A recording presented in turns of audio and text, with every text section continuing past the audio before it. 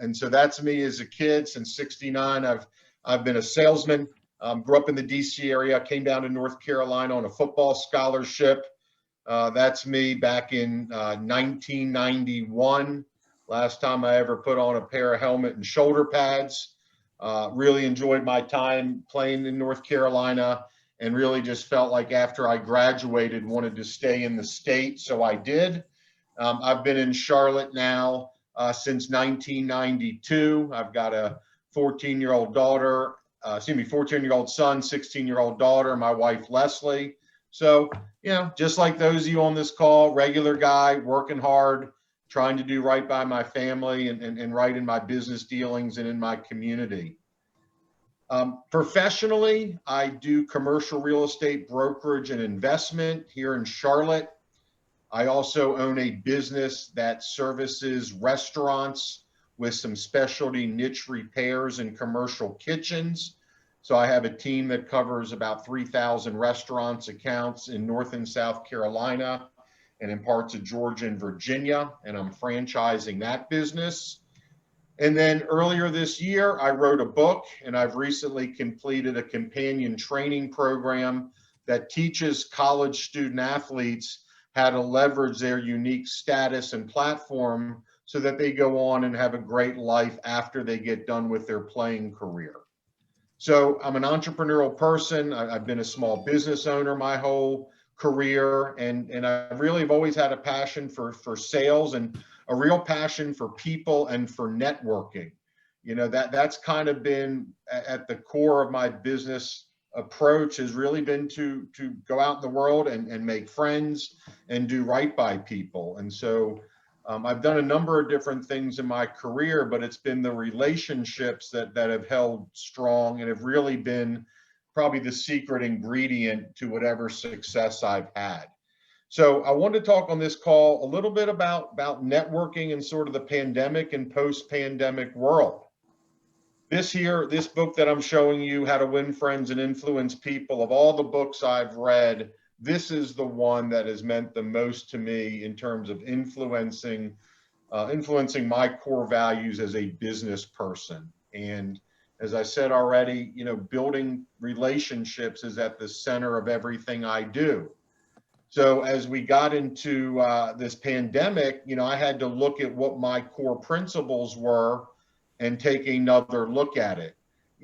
From reading Dale Carnegie and a whole host of others, I developed some of my own core values as it related to networking and relationships in business. And those are things like showing up at the right places, looking the part, being great in my follow-up, being memorable and being credible, and always leading with a positive attitude for positive results. Well, how did that change with the corona? How has that changed here during the pandemic? Because obviously, the world of networking and how we've operated since March has really changed quite a bit. And so as I'm saying to people on my team and in my own sphere of influence, nothing is the same, but yet everything is the same. And that's really what I wanted to talk to your team about today, is networking and what's the same and what's different, and how smart business people like you and like us, what changes are you making as a result of the change in the business climate? And so it's always been about people. My philosophy in 2019 and up until that point was always to stay away from negative people. This year, it's to stay away from positive people. But in general, it's all about the people, right? It's all about the people. And so I want to talk about, how have my core networking values, how are they the same and how are they different? And so I hope you guys get something out of this, something you guys can apply to your own business. So showing up at the right places. Well, at least in my world, and from what I understand yours as well, those places are different. I understand from Greg that some of these trade shows that you guys normally would attend are not being very well attended at all. So I think all smart business executives now are really examining, what are those right places? Before, for you guys, presumably it was trade show and industry events and things like that. And presumably there's some of that that's still going on virtually, but things have changed, and it may not be as clear to you guys in your business where those right places are right now. I'm not sure where those places are. Presumably those places may have changed, but it's your job as business executives to figure out where those places are. And if you're not sure where they are, maybe you need to be asking your clients. Maybe you need to be creating some of your own events. But there's places that you and the people you do business with need to be or should be, but it's less clear now. And so I think it's a challenge to you guys to figure out where do you need to be, and if it's not so clear, what can you create right now that brings people together? Because you got to be out in the marketplace. Hey, Andy, I got a question. Yeah. Well, my first question is, would you like us to, what do you prefer? Would you like us to save our questions till the end, or would you like us to ask questions as we go, just so I am respectful of your flow and all that? Why don't we save them to the end? Okay, very good. No problem. I'm going to go through this, at a fairly fast pace at a fairly high level. Okay, very good. Nope, not a problem. That works perfect for me. Yeah. So again, where do you need to be? I don't know the answer to that, but you're a smart group of folks. You can figure out where you need to be, or maybe it's your opportunity to create the place to be, and maybe that's a virtual place right now. You still have to look the part. When we were all showing up at networking and business events, looking the part was quite obvious, but you still have to look the part now. Proper lighting, proper internet speed, proper environment, cool background. We're well into this pandemic, and yeah, people work from home, and we can all get over a dog bark or a kid distraction. But the reality is you can create an environment that's more conducive for virtual meetings than less conducive. So it's important. How do I look my best? One of my on my gift list for this year is I want to get one of those lights that I link on your laptop that emits the appropriate light on your face. So, right now it's daytime and the lighting's good, but I always want to look right on my virtual calls. So what can I do to just give the best appearance that I can? And again, maybe it was memorable attire in the real world. Well, maybe it has to be memorable attire in the virtual world before. I've got a friend, a guy named J.A. Dava, and J.A. is a big residential mortgage guy in Columbus, Ohio. And so every week in Columbus, they have this big networking lunch where all the prominent residential real estate agents show up for lunch every single week. There's hundreds and hundreds of people. So J.A. doesn't know everybody, but most people they've seen him. So J.A. has this philosophy that he created where virtually every single meeting he goes to, he wears a bow tie. So it's bow tie, bow tie, bow tie, bow tie. Once a quarter, he intentionally wears a regular tie. So what do you think happens to him, Emily? Every time he wears the regular tie and not the bow tie, what do you think happens to him at those events? Everyone goes, "Oh my gosh, you're not wearing your bow tie." Exactly. So people he's never met before come up and introduce themselves to him. "Oh, where's the bow tie?"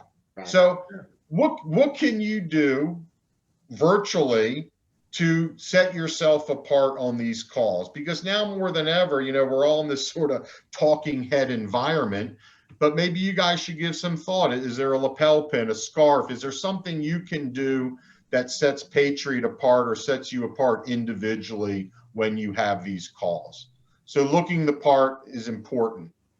One of my core values in going to networking events is I always want to be there early and I want to stay late. And you guys have been to trade shows and networking events and such. There's always the early crew. There's hardly anybody there, and it's really easy to meet those people. They're there early. They're the sort of folks that show up early. They're coffeeed up. They want to meet and greet. And then after the main event ends, there's always those that linger. Well, guess what? The same thing is going on in the virtual world. When I run my weekly staff meetings virtually, There's folks that are on there 3, 4, 5 minutes early, and there's a little banter that goes on there. And then the formal meeting ends, and there's people that stay on afterwards.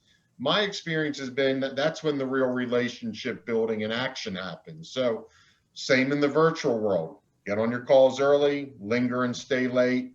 See if that's a good little trick of the trade to maybe build a deeper relationship with somebody. And then what's always held true for me, and I think now more so than ever as you meet people virtually, is you got to be fast and furious in your follow-up. You want to be memorable. And a lot of people I see, they'll go to networking events, they'll be the life of the party, they'll meet people, they'll get business cards, but then there's no follow-up. And, as I say to people all the time, Facebook friendships are worthless, but meaningful relationships with depth are priceless.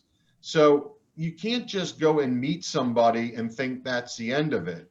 The phrase, it's not what you know, it's who you know, in my opinion, is really a bunch of baloney. It's really how you know somebody. And I try and build depth in every relationship I make. So I'm really a big proponent of having a concerted game plan of converting an introduction into a meaningful relationship. So what I do, and this has just become my normal course of action, I meet somebody new, I want to link to them on LinkedIn, I want to friend them on Facebook and Instagram. I want to enter them into my database. I want to schedule a meeting with them right away. I want to do some research on them. I'm always running people through Google, researching their company. The last thing I want to do is ask somebody a question about themselves that I should already know from my own research. And then I immediately, if it's possible, I want to try and give some value to that person. So what do I mean by giving value? Well, when I moved to Charlotte in 1992, I was a 22-year-old phone equipment salesman.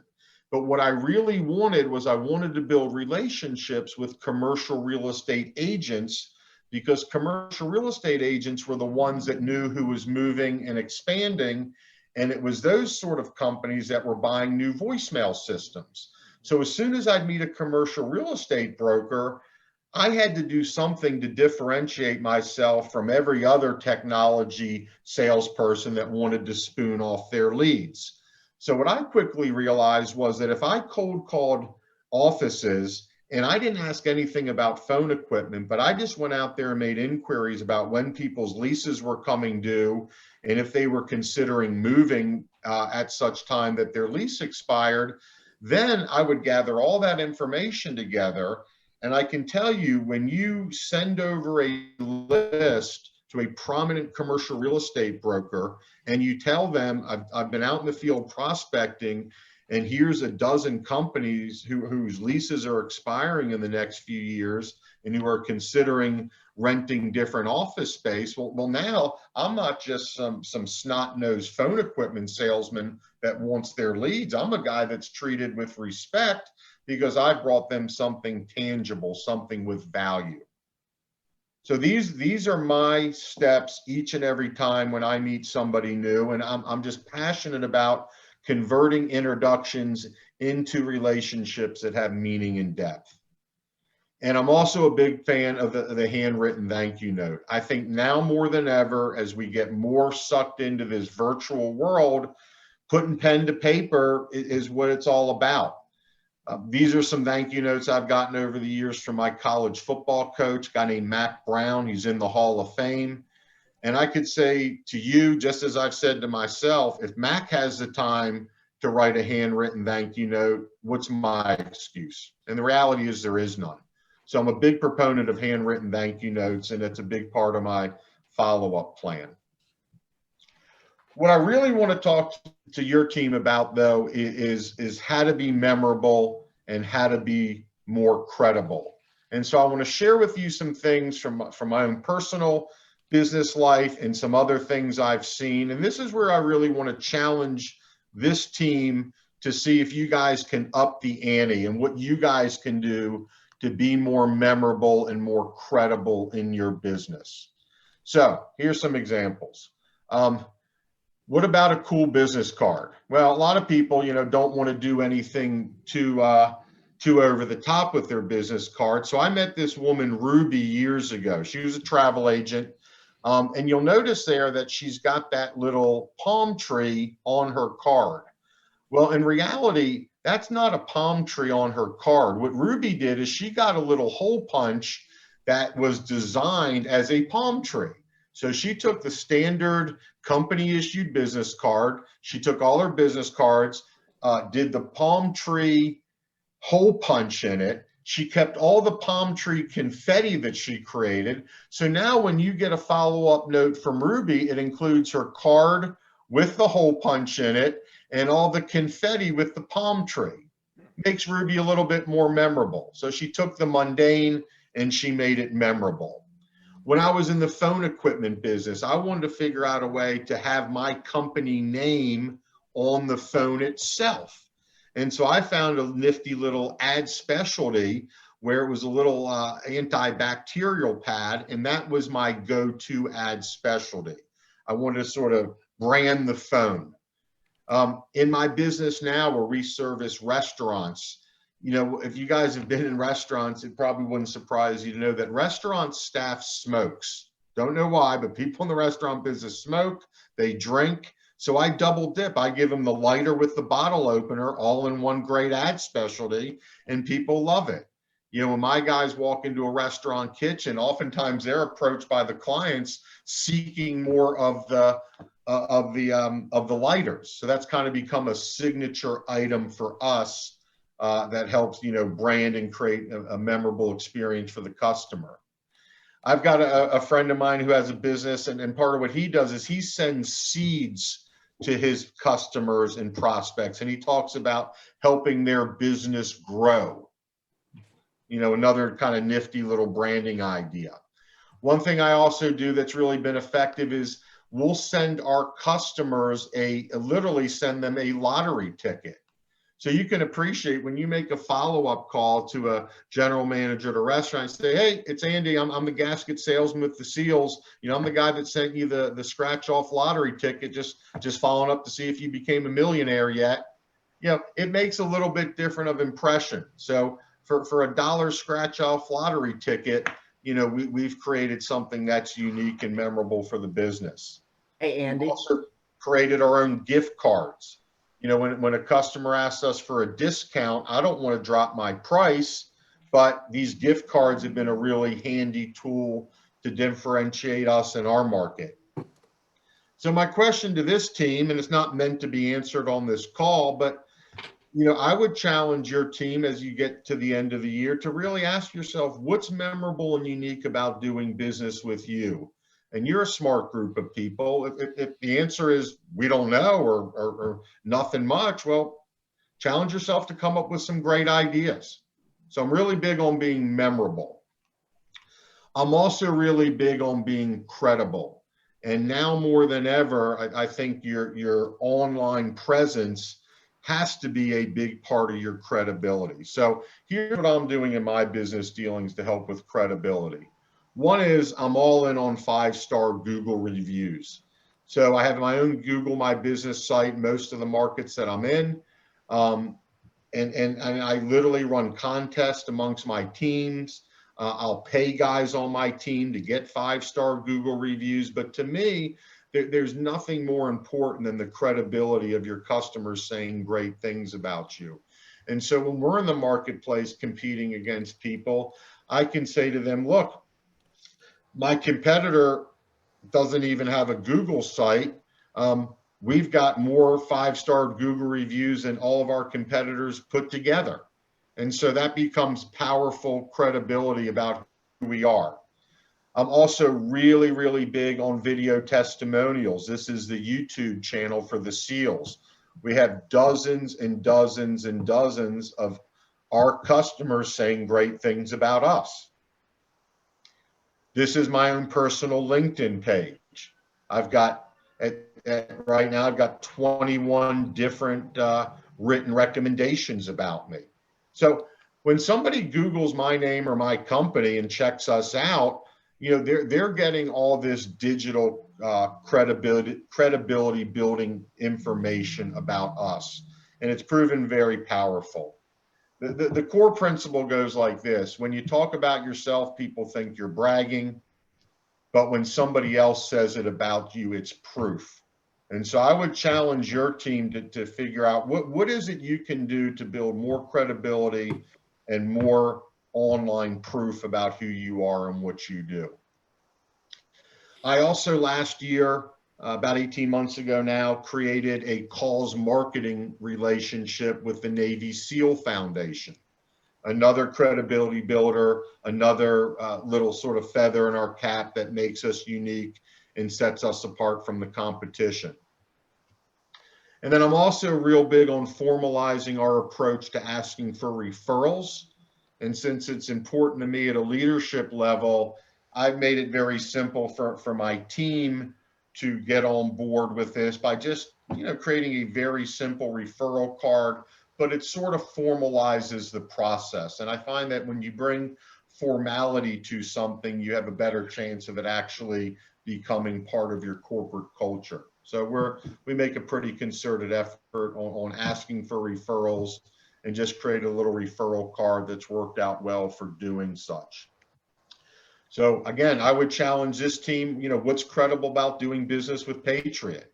I'm sure lots of things, but the challenge I would have is are you accentuating those things in a manner that is getting the most out of all the good work you folks have done to build the stature and the reputation and credibility that you have. So what are you doing about it to really enhance that? For me, it really comes down to what my friend Jeffrey Gitomer teaches. He talks about satisfied customers are worthless and loyal customers are priceless. Chris, you're a married guy, right? Yeah. Would your wife rather you be satisfied or loyal? Loyal, for sure. Yeah, there you go. So in the perfect world, both, right? In the perfect world, you'd be satisfied or loyal. But the reality is satisfied customers will shop anywhere. Loyal customers will fight like crazy to keep doing business with you. Yeah. So I'm challenging this team to up your level of sophistication and depth in your relationship, so you really bring loyalty into focus and don't get lulled into satisfied. What I'm really challenging this team to do, is to think differently. And here's two examples from the sports world that have really meant a lot to me. This is Jock Plant. He first started wearing a goalie face mask in 1959, but hockey had been played since 1875. So it really begs the question, how did it take that long for the guy to start to realize he was better off wearing a face mask? Anybody know who this is? Dan Fosbury. Dick Fosbury. Dick Close. Fosbury, right. Good, Chris. So, you look at the Fosbury flop. I mean, forever and a day, everybody went over the pole the same way. And in 1968, Dick Fosbury shattered the record by going over the high jump pole differently. So two examples of just stuff that might seem so obvious, but wasn't really obvious at all. So I'm really challenging this group. How can Patriot Capital think differently? How can you think differently? How can you be more memorable? How can you be more credible? So for me, all this, the elixir that really brings all this together is attitude. I'm all about attitude. I find that it's contagious in networking. It's contagious in life. Whether you're live or virtual, a positive attitude shows through. And so I'm a networker, and I'm somebody that really works hard on being resilient and having a good attitude. And so I'm going to share a few last thoughts on that, and we'll go from there. So first thing, win the morning, win the day. I get up, I start my days early. I started with prayer, devotion. Win the morning, win the day. If you haven't planned the night before as to what you're going to do the next day, it's hard to get up with fire in your belly. So win the morning, win the day. I'm also a big believer in surrounding myself with positive things, pictures of my kids, places that make me happy, pictures of my friends, posting my goals in front of me. So be mindful of your environment. Are there changes you can make in your surroundings that would make you more positive? Surround yourself with positive people. You know, I try and get away a few times a year with my friends and the people that mean the most to me. And then I've also, since I graduated college, I've been a student and have been enrolled since 1992 in what I call Automobile University. And so it's rare that I am not infusing my mind with positive business or life information while I'm in my car. And so, for example, I've listened to Earl Nightingale's The Strangest Secret literally hundreds and hundreds and hundreds of times in my car. You can get it right now on Apple. But this was produced in the 50s, and it's timeless motivational wisdom that will change your life if you infuse yourself with it. So I challenge all of you to become better every time you're in your vehicle. When you get out of the car, you should be a little smarter, a little bit more enthusiastic when you get out than when you got in. So enroll in Automobile University. The biggest thing I've done in my life, and I'd say the biggest choice in terms of my philosophy of life, is I've tried to push down the threshold for gratitude.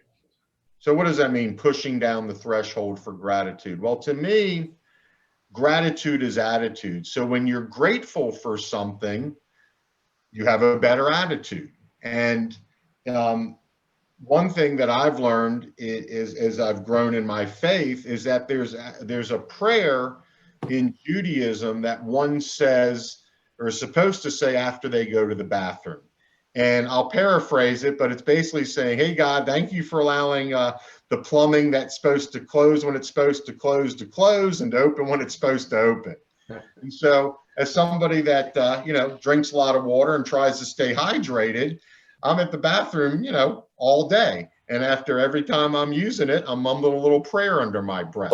What I found is, if you begin to weave these little gems of gratitude into your day, when you get knocked down, like all of us do, you've got the positive attitude to get back up. So I'm the pray when I pee guy. I've had people come up to me years later after I've given a talk and be like, hey, you're the guy. But I've also had people come up to me and you say, you know what? I listened to what you said, and I've tried to do the same thing, and it really makes a difference. So I try to push down the threshold for gratitude. So I'm going to close, and I just want to give your team a little attitude litmus test. I want to see where everybody's holding here on Patriot Capital. So how grateful are you for your job? Well, you could be doing this. You could be holding up the Target sign. It could be, collecting elephant poop at the carnival. You could have this sort of work environment. So the question is, how grateful are you for your job? Because I can assure you, whatever you're doing right now, it could be a whole lot worse. There's plenty to be grateful for. How grateful are you for where you live? Dallas, Atlanta, California, Charlotte. We all live in great places. How grateful are you for it? You look around the world, don't take it for granted that you live in peace with the comforts that we have. Not everybody has it. There's calamities, there's environmental things that happen, there's cold. So how grateful are you for where you live? And I would say finally, and most importantly, how grateful are you for your health? I talk about the pee pray. People laugh at that, but run into somebody that has issues in that department, they'll be grateful if they can use the bathroom without any issues. So how grateful are you for your health? I had the chance years ago to meet Kyle Maynard, and meeting Kyle really helped put a lot of things in perspective for me. When you meet a guy that's a motivational speaker that's born without any arms and legs, it really causes you to take stock of sort of your own life. What do you have to be thankful for, or looking at the gifts you have in your life. So Kyle's been a real inspiration for me. Here he is lifting weights. I can tell you, when I put my arm around him, he was thick. He was built. I mean, This is a man that's gotten every ounce of strength out of the body that God gave him. Here he is training. Here he is. He was a college wrestler. He was an MMA wrestler. So very impressive person. This is Kyle when he made the decision that he wanted to attempt to climb Mount Kilimanjaro. So really neat when you meet a guy like that. And so as I say to my kids, and as I thought about Kyle's life, you know, we all make choices and our choices make us. Think about the path Kyle could have chosen to go down given his physical limitations. And now think about what he's accomplished. Pretty impressive. So, all right, guys, here's the fast close. You ready? All right, Chris, you got to unmute this. You're my guy on this. Okay, let's hear it. Who's the greatest hockey player of all time? Not a big hockey fan, but I got to say Wayne Gretzky because that's the main one. Okay, Yeah. All right. Who's the greatest golfer of all time? Tiger. I think Jack Nicklaus. All right, we're going with Tiger. Shut up, Chris. We're going with Tiger. You're messing up my presentation. All right. Who's the greatest basketball player of all time? Jordan. All right, so you guys ready? Here's the big question. Who is the greatest equipment financing for convenience store and commercial fueling salespeople of all time? I would say historically me, but I will defer the role to Mr. Smith for the last decade. Is it fair to say, Chris, that maybe that role is waiting to be filled? Ah, I like that. So maybe it is. So really, that's my challenge to you guys. Hey, Jeff, you want to retire? You know, what's holding this team and the individuals on it truly from being the best there ever was in this industry? Being the greatest of all time. Here's Kyle again. Here he is.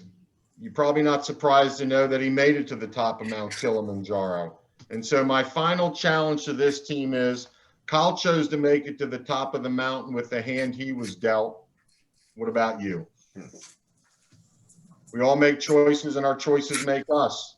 And so I like what I do, and I'm really grateful for this time with you guys, and I'm happy to answer any questions that you might have.